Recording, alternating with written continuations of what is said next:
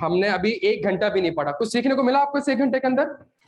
1 घंटा भी हमने नहीं पढ़ा, अगला 1 घंटा बैठ कर हमने ड्राफ्टिंग करनी है, सब कुछ करना है। आप भी तो थोड़ा ख्याल रखें ना यार, आपके लिए कह रहा हूँ बेटे, प्यारे बच्चे। हाँ जी, चले जी, पहला सवाल, क्वेश्चन नंबर 1 दे रहे यार, सबको मिल गई है? You are the audit manager of ABC and Company. Company manufactures and sells car to a number of locations across the country.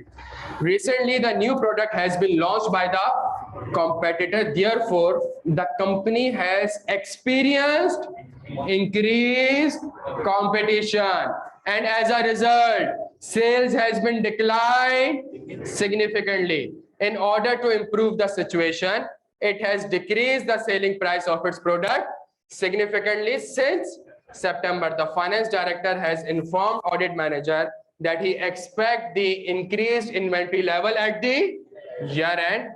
He also notified your manager that one of the company's customer who owns a material balance has been experiencing financial difficulties and had not paid the invoices yet. ये एक और ये है, inflation आया हुआ है, हालात खराब है, कस्टमर आपको टाइम पे पेमेंट कर ही नहीं पा रहा। तो है बस सवाल की requirement, identify and evaluate the audit risk in the above scenario. सवाल पढ़ के ये तो आपके समझ में आ गया होगा कि सर एक अदद मसला कहां पर है?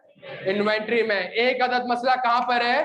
अकाउंट रिसीवेबल में। ये सवाल पढ़ के समझ तो आ गया होगा। अगला मसला किस चीज का है? अगला मसला किस चीज का है? ड्राफ्टिंग। और ये वो कल वाली क्लास ड्राफ्टिंग नहीं है कि आज 200 के 4 पॉइंट छाप दिया आपने। ये ड्राफ्टिंग का एक सबसे मुश्किल लेवल है प्यारे बच्चों, जिसमें आपको जब तक आइजा का स्ट्रक्चर नहीं पता होगा आप कभी भी एक अच्छा आंसर ड्राफ्ट नहीं कर सकते। 5 मिनट है, 10 मिनट है, मुझे इसका आंसर ड्राफ्ट चाहिए, जल्दी छेती छेती खुद से लिखना है। जहां लिखने की कोशिश करेंगे कंफ्यूज होंगे, परेशान होंगे, रियलाइज होगा कहां पे मसला आ रहा है, और फिर उसके बाद प्यारे बच्चों में इंशाल्लाह फिर हम समझने की कोशिश करेंगे व्हाट इज ऑडिट रिस्क। इस सवाल के बाद हम इंशाल्लाह समझने की कोशिश करेंगे।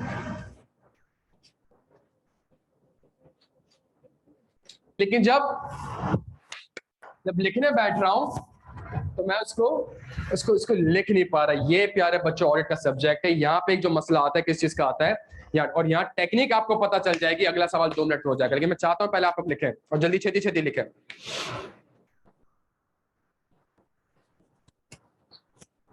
जी मेरे भाई, पहले आइडेंटिफाई कर सकते हैं कितने रिस्क है उधर सवाल में। आपके बाद जो पहला रिस्क आपको लग रहा है इन्वेंट्री का, लेट से आप लिखना स्टार्ट करें। क्या लिखेंगे?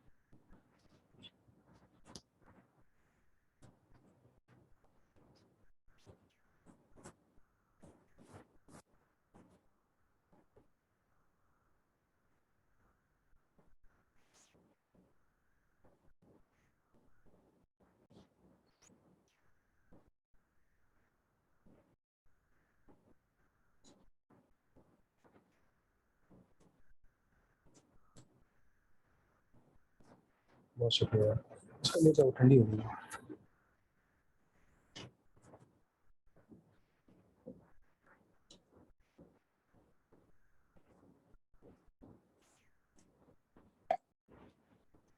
हाँ जी, कुछ लिखा?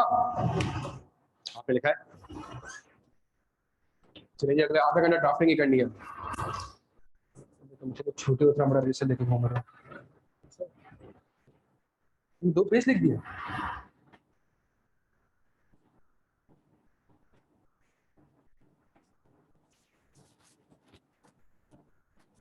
अच्छा लिखा है यार, जबरदस्त लिखा है। दोस्त कुछ लिखा है।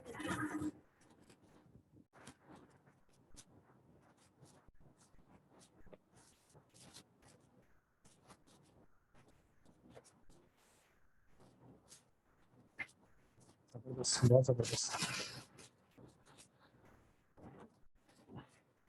एक सेकंड मुझे, एक सेकंड में चाय पीने की। आप लोग यहाँ पे आंसर भेज दें ऑनलाइन वाले।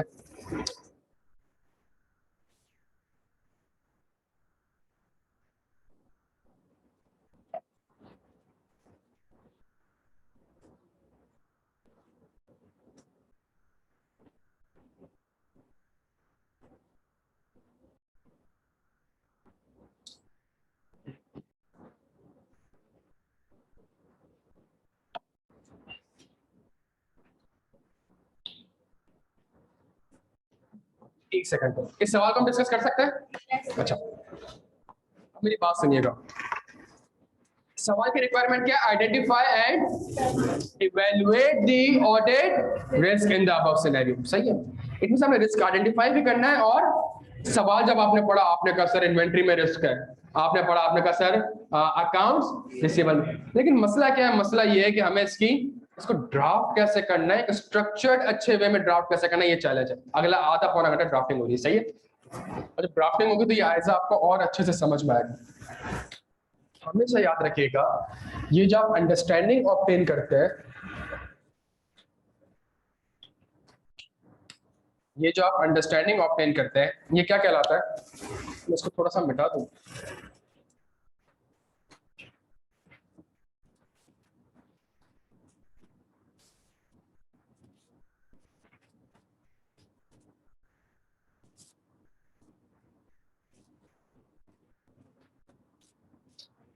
चले जी, ये जो अंडरस्टैंडिंग ऑब्टेन करते हैं बच्चों, सारे आप आ जाएं, इसको ये क्या कहलाता है? जल्दी बता दें, ये क्या कहलाता है? ये रिस्क फैक्टर्स कहलाते हैं। ये फैक्टर्स क्यों कहलाते हैं? बिकॉज ये वो फैक्टर्स हैं जो कि आपको हेल्प करते हैं to identify the audit risk. इनकी वजह से आप ऑडिट रिस्क आइडेंटिफाई कर सकते हैं। अगर सवाल में नहीं लिखा हुआ होता कि मार्केट में नया कॉम्पिटिटर आ गया है, आपकी सेल्स डिक्लाइन कर गई है, तो कभी भी आप इन्वेंट्री पे रिस्क आइडेंटिफाई, तो इन्वेंट्री पे जो आपने रिस्क आइडेंटिफाई किया वो क्यों किया? बिकॉज कुछ इंफॉर्मेशन, तो उस इंफॉर्मेशन को क्या कहते हैं प्यारे बच्चों? रिस्क। ये हमेशा सवाल में गिवन होगा, तभी तो आप ऑडिट रिस्क आइडेंटिफाई कर सकेंगे। ये हमेशा सवाल में गिवन होगा तभी तो ऑडिट रिस्क आइडेंटिफाई। सुनिएगा मेरी बात को, जब तक रिस्क फैक्टर नहीं होगा ऑडिट रिस्क आइडेंटिफाई नहीं हो सकता। तो मैंने कहा पहला स्टेप मैंने कहा मैं क्या काम करूं? सवाल में कोई रिस्क फैक्टर लिखा हुआ है। Recently the new product has been launched by the competitor। Competitor ने क्या हरकत कर दी प्यारे बच्चों, जल्दी से बता दें। कॉम्पिटिटर ने न्यू प्रोडक्ट लॉन्च कर दी। ऐसा ही है, कॉम्पिटिटर ने न्यू प्रोडक्ट लॉन्च कर दी। इससे हुआ क्या? कंपनी ने टफ कॉम्पिटिशन फेस किया, जिसकी वजह से उसकी सेल्स क्या हो गई? डिक्लाइन हो गई, जिसकी वजह से उसकी सेल्स मेरे प्यारे बच्चों क्या हो गई? डिक्लाइन कर दी। और कुछ लिखा हुआ है? और उसने अपनी सेलिंग प्राइस भी क्या कर दी? कम कर दी। उसने अपनी सेलिंग प्राइस भी कम कर दी। और फाइनेंस मैनेजर कह रहा है ईयर एंड पे ठीक ठाक इन्वेंट्री पड़ी। क्या यहाँ तक? ये मैंने कहां से कॉपी पेस्ट किया? पहला स्टेप आपका हमेशा क्या होगा? सवाल से आपने किस चीज को ढूंढना है? रिस्क फैक्टर्स को। क्लियर है होंगे सारे यहाँ पे? तो मैंने इसको प्रिसाइसली और कंसाइसली इस चीज को लिख दिया। ये रिस्क फैक्टर्स है, इसका मतलब है इसकी वजह से कोई ना कोई रिस्क, जल्दी जल्दी इसकी वजह से कोई ना कोई रिस्क हो सकता है। हम एक काम करते हैं,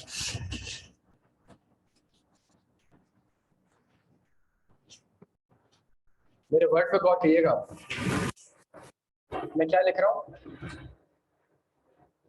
ये वर्ड क्यों लिख रहा हूं? बिकॉज इसकी वजह से कोई ना कोई ऑडिट रिस्क, देयरफॉर मार्केट में नया कॉम्पिटिटर आ गया, उसने नई टेक्नोलॉजी इंट्रोड्यूस कर दी, आपने अपनी सेलिंग प्राइस कम कर दी, फाइनेंस मैनेजर कह रहा है ईयर एंड पे इन्वेंट्री ठीक ठाक पड़ी है, देयरफॉर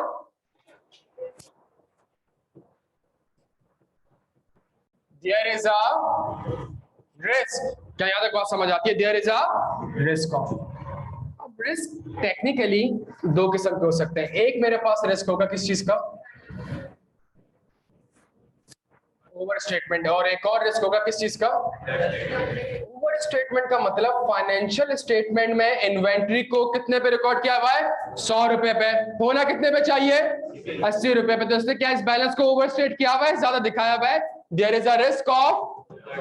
अच्छा, जब ओवर स्टेटमेंट की बात करते हैं तो भाई मसला कहां पर है, property plant and equipment, inventory, account, ये एफएस है, ये क्या है, ये एफएस है, account receivable, account payable, cash and bank, security deposits. दूसरी चीज है रेवेन्यू एक्सपेंसेस। फिलहाल मैं इतना लिखा सही। बैलेंस शीट पे कौन सी असर्शन है मेरे प्यारे बच्चों, जल्दी छेती छेती। बैलेंस शीट अभी बता रहा है कौन कौन सी असर्शन है, एग्जिस्टेंस,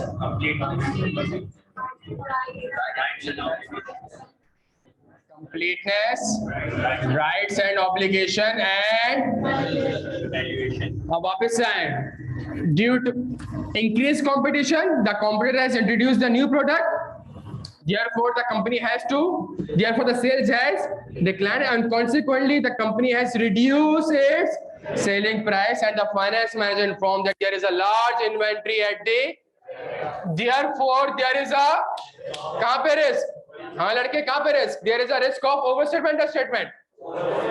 क्यों, इन्वेंट्री एफएस में कितने पे आ रही है, 100 रुपए पे, अगर मैं इसको इंपेयरमेंट कर दूं तो कितने पे आनी चाहिए, इट मींस इस बैलेंस को क्या करा हुआ है इसने, therefore there is a risk of overstatement. किस चीज की, क्या इन्वेंट्री की एग्जिस्टेंस का मसला है, कंप्लीटनेस का मसला है, किस चीज का मसला है, वैल्यूएशन का मसला है, therefore there is a risk of over statement of valuation of inventory. क्या यहां तक बात समझ आती है प्यारे बच्चों, क्लियर है? वापस से सोचें, पहला स्टेप सवाल से क्या कॉपी करा, रिस्क फैक्टर। दूसरा स्टेप इस रिस्क फैक्टर को लिंक कर दिया कि बैलेंस शीट का कौन सा आइटम है या पीएनएल का कौन सा आइटम है और उस आइटम की कौन सी एजर्शन है, बिकॉज ये तो ऐसा पढ़ा या वो एफएस लेवल होगा या एजर्शन लेवल, तो कौन सी एजर्शन है प्यारे बच्चों, तो देखे ना ये सवाल कॉपी किया सवाल से और मैंने कहा therefore there is a risk of over statement of valuation of inventory. क्या यहां तक बात समझ आ रही है? एक और चीज सवाल में, एक और चीज लिखी हुई है,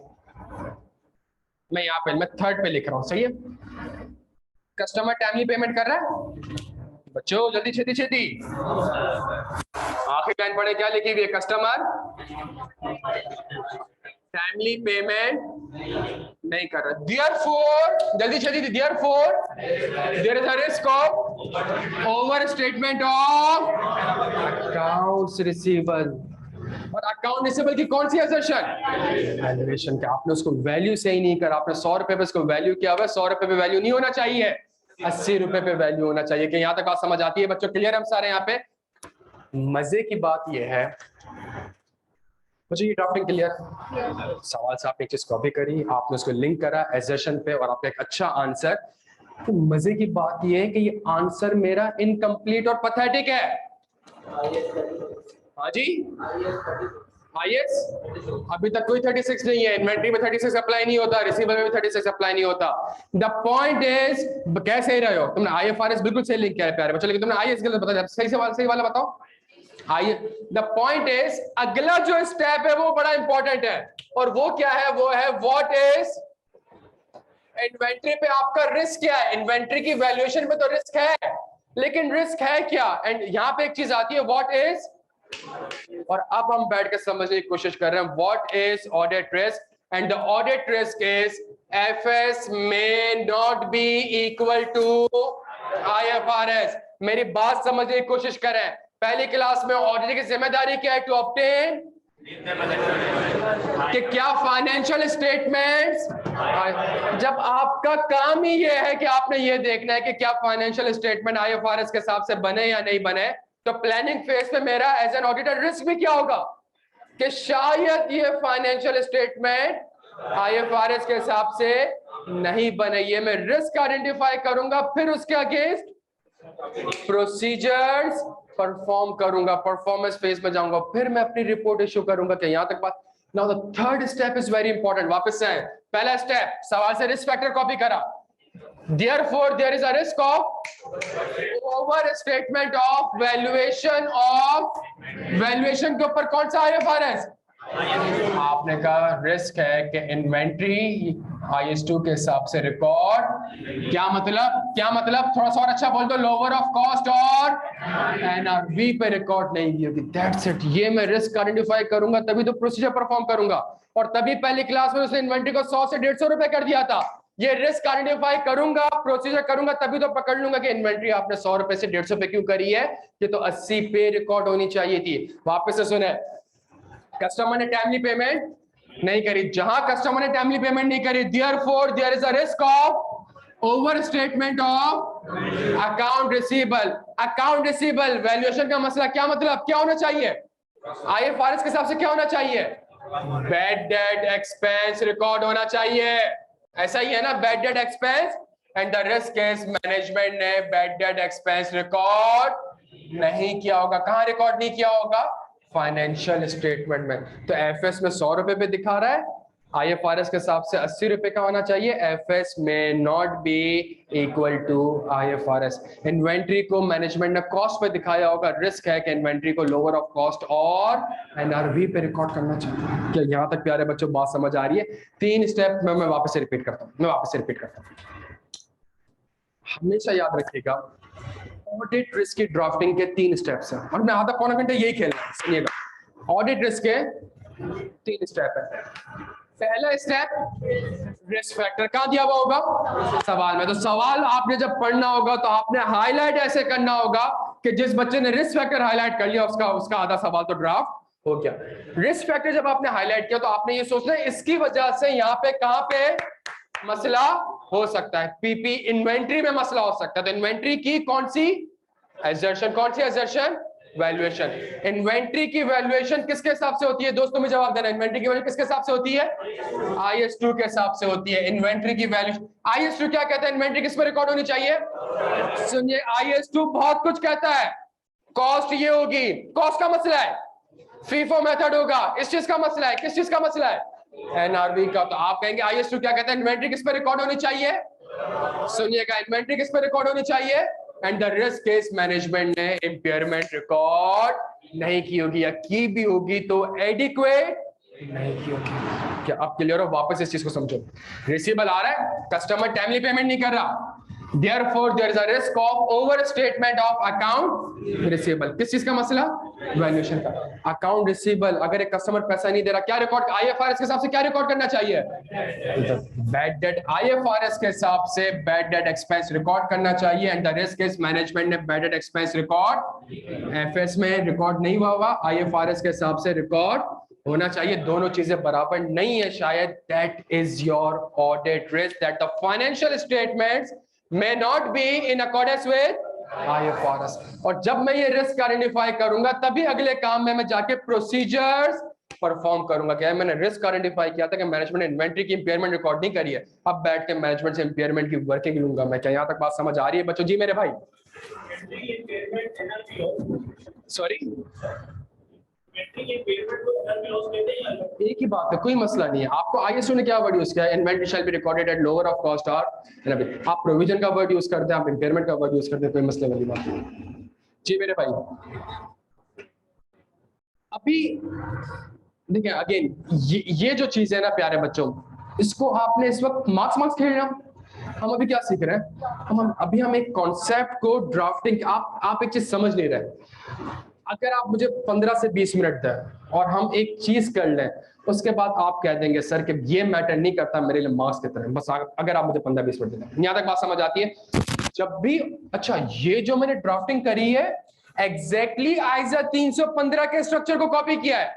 315 कैसे ड्राफ्ट हुआ था? पहला काम आपने क्या ऑब्टेन करना है, अंडरस्टैंडिंग। जब अंडरस्टैंडिंग ऑब्टेन करेंगे तो उस अंडरस्टैंडिंग को लिंक करना है एफएस लेवल से या एजर्शन लेवल से। तो मेरा आंसर भी देखें एग्जैक्टली ऐसा है कि कस्टमर टाइमली पेमेंट नहीं कर रहा, देयरफॉर एक एजर्शन लेवल पे रिस्क है। कौन सी एजर्शन लेवल पे रिस्क है?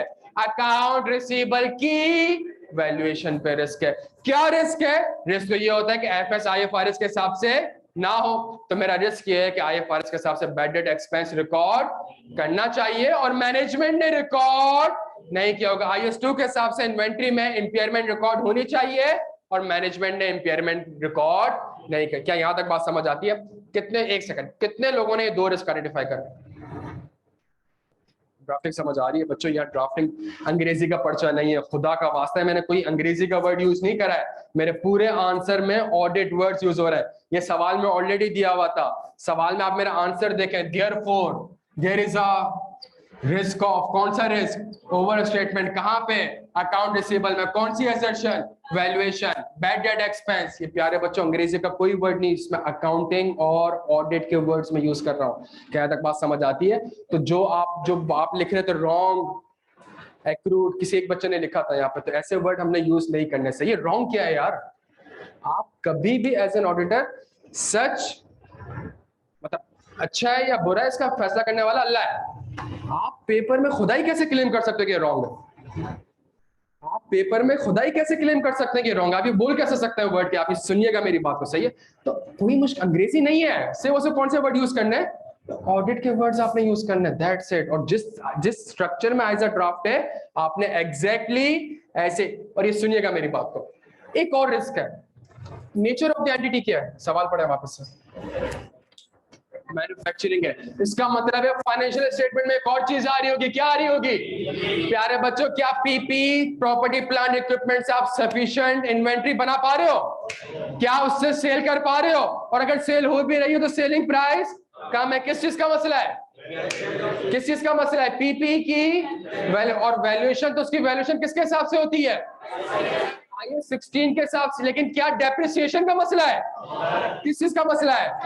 कि एसेट आपका इंपेयर्ड हो चुका है and the risk case management ने इंपेयरमेंट रिकॉर्ड नहीं किया होगा। That is your audit risk. और आज की क्लास का ऑब्जेक्टिव ही है, हमने सिर्फ एक वर्ड समझना था, what is and the audit risk FS may not be equal to IFRS का। यहां तक बात समझ आती है? तो अगर मैं दूसरा रिस्क भी आपके सामने लिखूं प्यारे बच्चों, इन्हीं रीजंस की वजह से therefore there is a risk of overstatement of PP। क्या प्लांट गायब हो जाएगा? क्या 1 से 2 हो जाएंगे? क्या मेरा राइट खत्म हो जाएगा? किस चीज का मसला? वैल्यूएशन पीपी के ऊपर 2 स्टैंडर्ड, IAS 16 और IAS। क्या कॉस्ट का मसला है? नहीं सर। क्या डेप्रिसिएशन का मसला है? क्या डेप्रिसिएशन मेथड का मसला है? किस चीज का मसला है? द रिस्क केस कि आपका प्लांट शायद क्या हो, IFRS के हिसाब से आपका प्लांट शायद क्या हो चुका है? impaired। And the risk case management ने इंपेयरमेंट रिकॉर्ड नहीं की होगी, या की भी होगी तो एडिक्वेट रिकॉर्ड 20 मिलियन से इंपेयरमेंट रिकॉर्ड करनी है, 20 रुपए से की भी तो की तो है, लेकिन एडिक्वेट इंपेयरमेंट रिकॉर्ड नहीं की होगी। क्या यहां तक बात समझ आ रहा है? इसी जी मेरे भाई आपका सवाल था।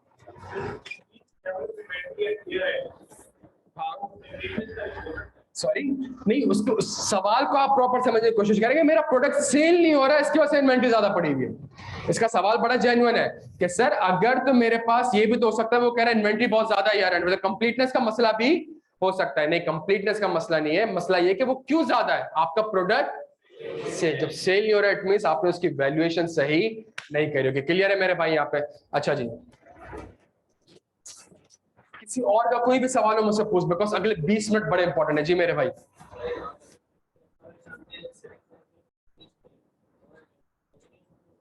सॉरी क्या रिस्क करना? प्रॉफिटेबिलिटी का इश्यू गोइंग कंसर्न का रिस्क है। प्रॉफिटेबिलिटी का इश्यू किस चीज का रिस्क है? गोइंग कंसर्न का रिस्क, जो कि आज की क्लास का हमारा एजेंडा नहीं है। आप ये समझ बात हमारी जेन्युइन है। क्या अगर मेरा प्रोडक्ट ही नहीं बिक रहा, प्राइस भी कम कर दिया, तो मैं चलाऊंगा कैसे कंपनी? जब कंपनी नहीं चला सकूं तो कंपनी क्या हो जाएगी? बंद हो जाएगी। तो गोइंग कंसर्न का रिस्क नहीं। गोइंग कंसर्न के रिस्क को ड्राफ्ट कैसे करना है, ये कोई 25 क्लास बाद आएगा इंशाल्लाह। डन हो गया यहाँ तक? डन हो गया प्यारे बच्चों यहाँ तक? और जब उस वक्त हम ड्राफ्ट कर रहे होंगे तो ये आज की क्लास हमारे लिए एक बड़ा इंपॉर्टेंट रोल प्ले कर रही होगी। प्यारे बच्चों मेरी एक रिक्वेस्ट है और मेरा चैलेंज है आपसे, अब अगर आप इसी के नीचे क्वेश्चन नंबर 2 को पढ़ें, इसी के नीचे किसको पढ़ें? क्वेश्चन नंबर 2 को। और अब मैं आपको 10 मिनट दे रहा हूं और आपसे एक्सपेक्ट कर रहा हूं कि आप इसका आंसर, अब आप कितने स्टेप फॉलो करने हैं आपने? 3। पहला स्टेप कहां लिखा हुआ होगा? सवाल में। दूसरा, उसको पीपी इन्वेंट्री जो भी रेलेवेंट है उसकी असर्शन से लिंक करते हैं। और तीसरी चीज, IFRS क्या कहता है? मैनेजमेंट ने ऐसा नहीं किया होगा। प्यारे बच्चों जल्दी से स्टार्ट होते हैं, छेती छेती। यहाँ से चेक करूंगा इसका। ऑनलाइन वालों कोई सवाल प्यारे बच्चों? रोहन आप क्लियर है? आप पीपी का भी रिस्क आइडेंटिफाई कर लिया मैंने व्हाट्सएप कर दिए तला सारी तस्वीरें। सॉरी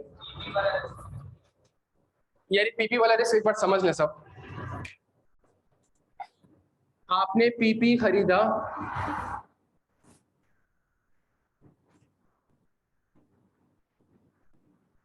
120 रुपए का, ठीक है?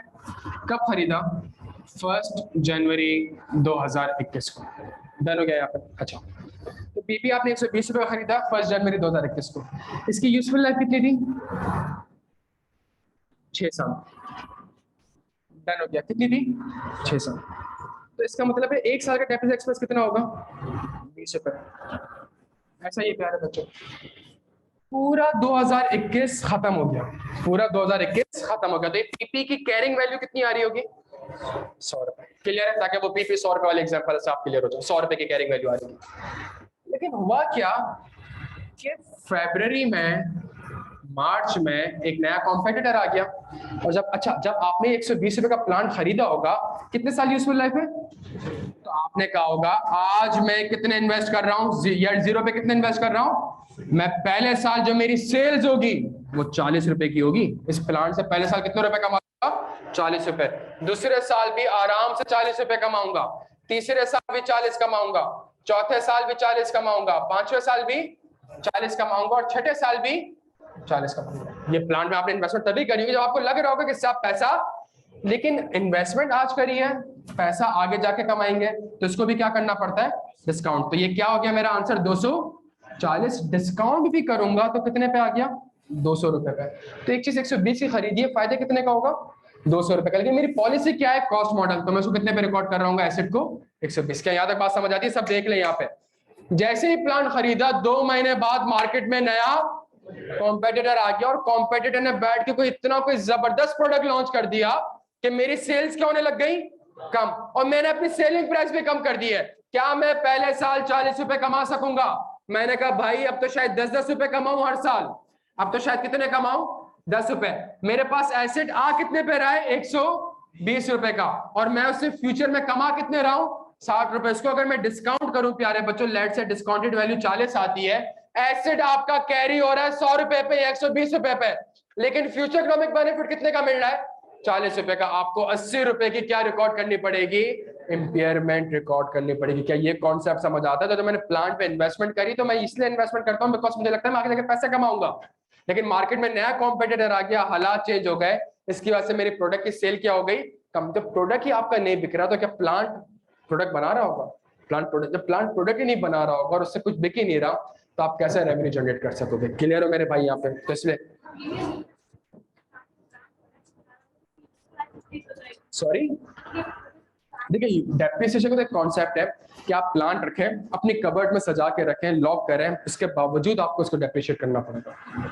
आपका प्लांट में एक जंग नहीं लगा, लेकिन बात यह है कि मार्केट में आप आज से 15 साल पहले 3310 1 लाख रुपए का खरीदा और आप 10 साल तक उसको एक ऐसी जगह पे करें, ना मॉइस्चर हो, ना हवा हो, कुछ भी, ना उसमें जंग लगेगा, ना कुछ, और आप उसको डेप्रिशिएट ना करें, बट 10 साल बाद क्या उसकी वैल्यू वाकई में 1 लाख रुपए होगी? नहीं होगी, बिकॉज प्रोडक्ट वैसे भी आपका ऑब्सोलीट होता है। यार ग्रुप पे शेयर हुआ है प्यारे बच्चों। क्वेश्चन नंबर 2,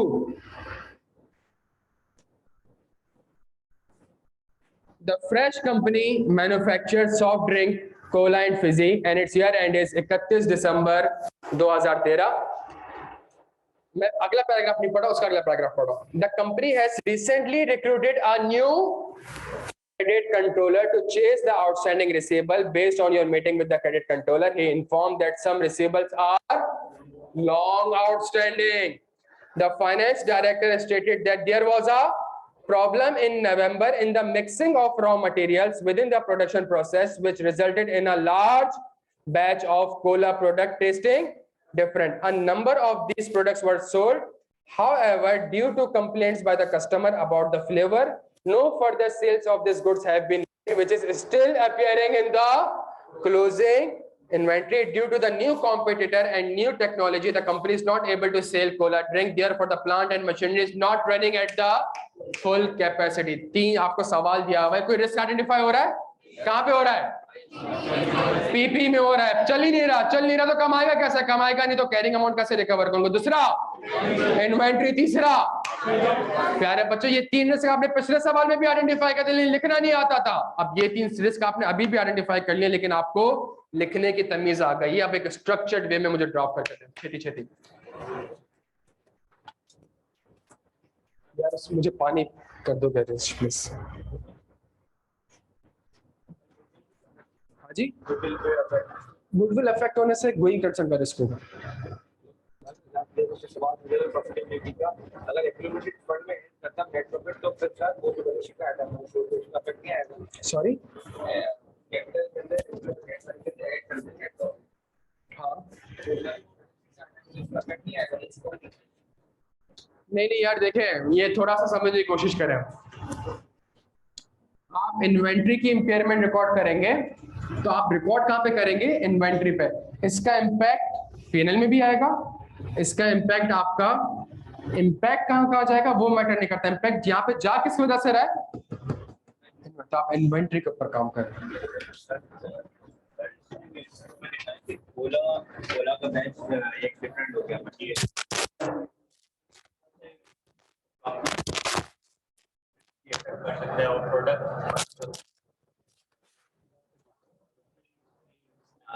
गुडविल भी आ जाएगा बिल्कुल। गुडविल अभी नहीं लिख रहा बिकॉज अभी आज सिर्फ कॉन्सेप्चुअल क्लास है ना, तो सिर्फ कॉन्सेप्ट समझ रहे हैं। जब इसकी 6-7 क्लासेस होंगे तो एक एक चीज को ऊपर 10 रिस्क हो रहे होंगे। हाँ जी सॉरी वापस कहोगे? प्रोडक्शन प्रोसेस कहते हैं। देखिए प्रोडक्ट उसकी वजह से मसला कहाँ पे आ सकता है? अगर प्रोडक्शन सही नहीं होगी तो प्रोडक्शन बनता क्या है? वहां आप आइडेंटिफाई कर रहे हैं कि यहाँ मसला आ सकता है।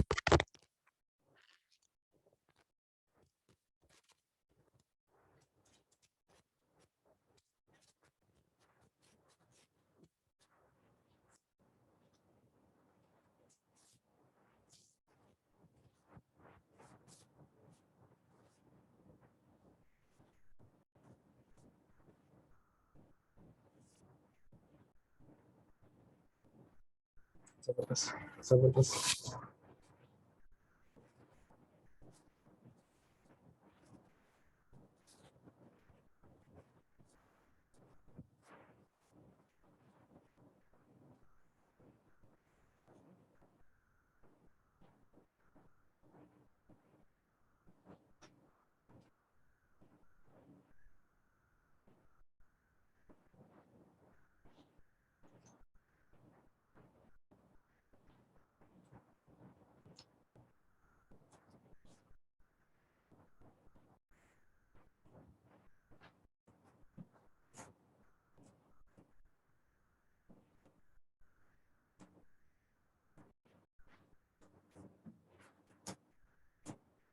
इंपॉर्टेंट डिस्कशन होने जा रही है, सुनिएगा।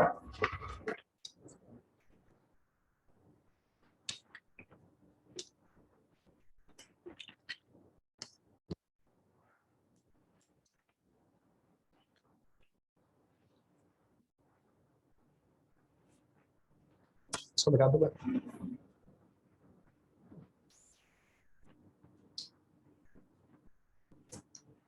हाँ जी, सवाल में कोई रिस्क फैक्टर है? प्यारे बच्चों क्या सवाल में कोई रिस्क फैक्टर है? सवाल पढ़ता हूं। The fresh juice company manufacture soft drinks. Minty has recently recruited a new credit controller to chase the outstanding receivable based on your meeting with the credit controller. He informed that some receivables are, मैं इसके आगे लिख रहा हूँ, सही है? सवाल में क्या लिखा हुआ है? some receivables are long, सही कर रहा हूँ? Therefore, जल्दी, there's a risk of overstatement of valuation of accounts receivable.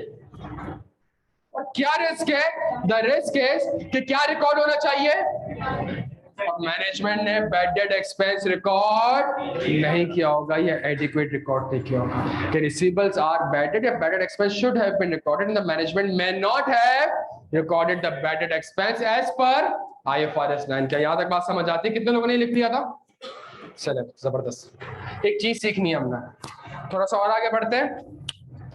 The finance director stated that there was a problem in November in mixing। आपने जो रॉ मटेरियल मिक्सिंग करी वही खराब हो गया, ड्रिंक का टेस्ट बड़ा खराब था, आप बेच नहीं रहे, ठीक ठाक इन्वेंट्री पड़ी हुई है, ऐसा ही है? खराब इन्वेंट्री क्यों लिखा? थोड़ा सा ये सवाल से कॉपी करा ना मैंने, खराब इन्वेंट्री पड़ी हुई है, सही है। Therefore, there is a risk of overstatement of valuation of inventory। कौन सा IFRS? तो इन्वेंट्री तो क्या रिकॉर्ड होना चाहिए? Lower of inventory shall be recorded at lower of cost, or and the risk is management may not have recorded the inventory at lower of cost or not। क्या यहाँ तक बात समझ आ रही है प्यारे बच्चों? एक और मसला, जब इतने मसले चल रहे हैं तो क्या मेरा प्लांट फुल कैपेसिटी पे चल रहा है? प्लांट आइडल पड़ा हुआ है, बेकार पड़ा हुआ है। Therefore, there is a risk of PP excessive का मसला है। किस चीज का मसला है? कौन सा IFRS? PP may have been impaired and no impairment or adequate impairment may have been recorded by the management as per IAS 36। Inventory may have been impaired and no impairment or adequate impairment may have been recorded by the management as per IAS 2। Receivable might have been impaired and no bad debt expense may have been recorded by the management as per IFRS 9। क्या यहाँ तक बात समझ आती है? Clear हम सारे यहाँ तक? एक मजे की बात बताओ आपको, बराबर वाले पेज पे।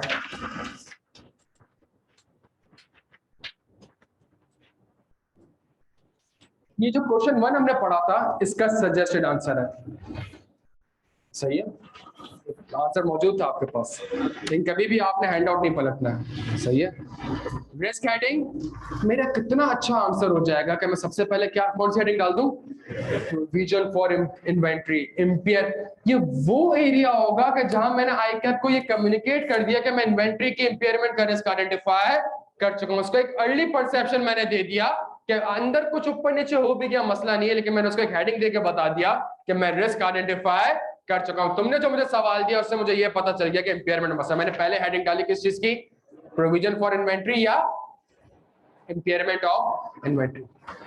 सबसे पहला जो मेरा पैराग्राफ होगा वो कौन सा होगा? चलिए बच्चे जवाब दे रहे हैं। सबसे पहला पैराग्राफ किस चीज का होगा? Company has experienced increase competition and as a result sales has been declined significantly. In order to improve the situation it has decreased the selling price of its products significantly since September। the company also expect increase। ये कहां से copy करा है? सब अगली चीज, अगली heading क्या आ रही है? Link the risk factor to account balance and account balance balance sheet item को कहते हैं class of transaction. Link the therefore there is a risk of over statement of inventory. तीसरी चीज ऑडिट रिस्क एफएस में not be equal to therefore there is a risk of. क्यों inventory में risk है? इसलिए रिस्क है because inventory may have been impaired, NRV below its cost and no impairment or adequate impairment may have been recorded by the management as per। क्या यहाँ तक बात समझ आती है प्यारे बच्चों? अगला भी आपके साथ पढ़ रहा हूँ। Provision for accounts. one of the company's customer has been experiencing financing difficulties and has not paid the invoices yet। therefore there is a risk of overstatement of account receivable because receivable may have been impaired and no impairment or adequate impairment may have been recorded by the management as per।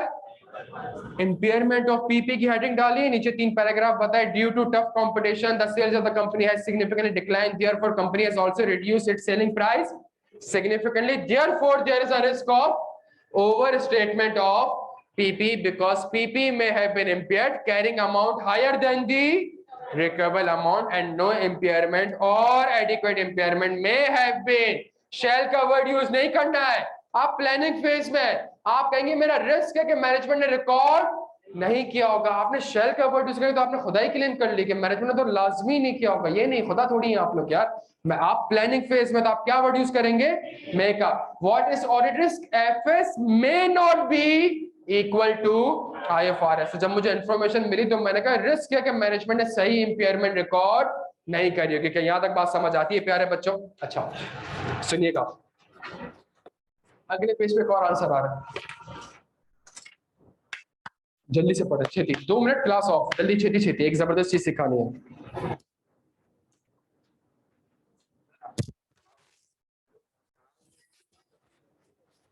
आपसे पहले due to raw material mixing issue the inventory could not be sold, therefore there is a risk of overstatement of valuation of inventory कि inventory impaired हो चुकी है। मैंने आपको सिर्फ बताने की कोशिश की कि रिस्क फैक्टर सवाल में मेंशन होगा, तो मैंने पूरी चीज लिखी है। आप प्रिसाइज कंसाइज कर सकते हैं, प्रिसाइज कंसाइज आप लिखते due to raw production issue, therefore there risk, आप लिख सकते हैं। बिल्कुल बिल्कुल बच्चों, सबने आंसर पढ़ना है, 2 मिनट जल्दी, छेती छेती। ऑनलाइन वाला आप लोग क्लियर हो बेटा?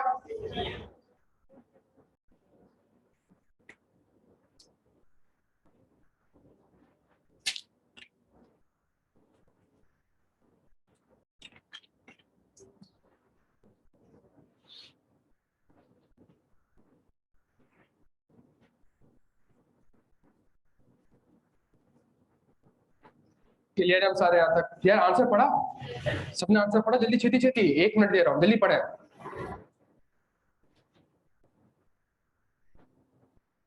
और कंपैरिजन करें पहले आंसर से, तो आपको एक चीज सीखने को मिलेगी जो कि पर्पस है आज की क्लास का।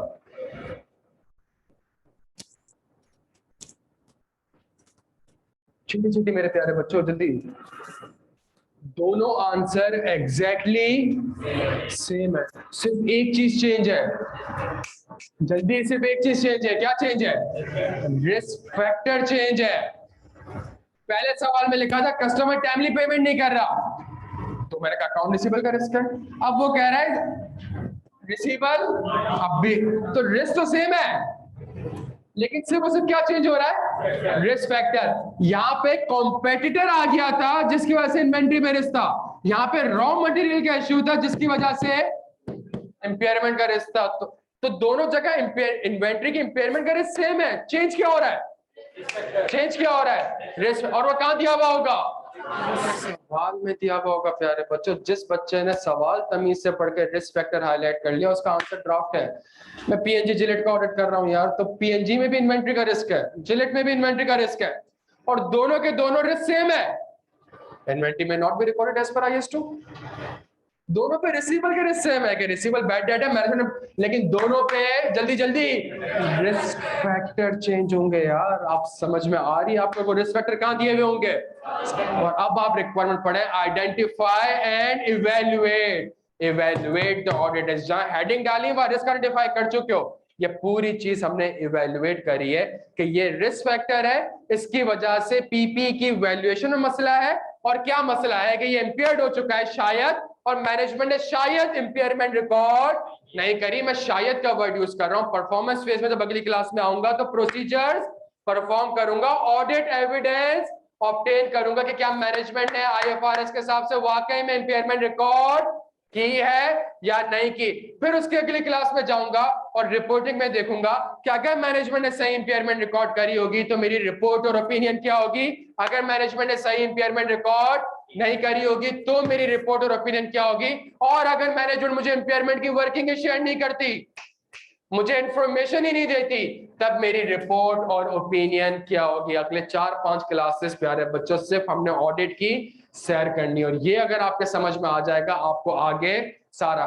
खुदा का वास्ता है आप में से किसी ने भी घर जाके आयजा 315 का हैंड आउट या पास पेपर से रेफर नहीं करना है। 315 के ऊपर 6-7 क्लासेस होंगी, खुदा का वास्ता है। 200 भी आपने रेफर, हाँ जो हैंड आउट मैंने आपको 200 का दिया है वो पढ़ना है, जो सवाल मैंने आपको दिए, जो मैंने आज की क्लास में हैंड आउट दिया उसकी प्रैक्टिस करनी है। उसके अलावा अभी आपने कोई भी चीज नहीं करनी। पूरा सिलेबस ही 100 नंबर का है प्यारे बच्चों। हम 3-4 दिन में से वो सिर्फ इसका ओवरव्यू ले रहे हैं। जी मेरे भाई 1 सेकंड। नहीं, मैं अपने लिए करता हूं, मैं एज एन ऑडिटर कहता हूं यहाँ पे ये मसला हो सकता है, और अगर ये मसला हो सकता है तो इसके अगेंस्ट में ये ऑडिट प्रोसीजर्स परफॉर्म करूंगा ताकि एविडेंसेस ऑब्टेन लूं। और मैनेजमेंट कम्युनिकेट नहीं, हम ऑडिटर, मैं और ऑडिटर, बस मैनेजमेंट नहीं।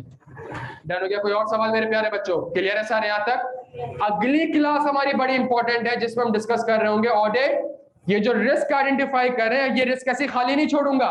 रिस्क आइडेंटिफाई करने से मुझे नहीं पता कि पीपी वाकई में इंपेयर्ड है कि नहीं है। ये मेक अ वर्ड शेल में कन्वर्ट करने के लिए मुझे क्या करने पड़ेंगे?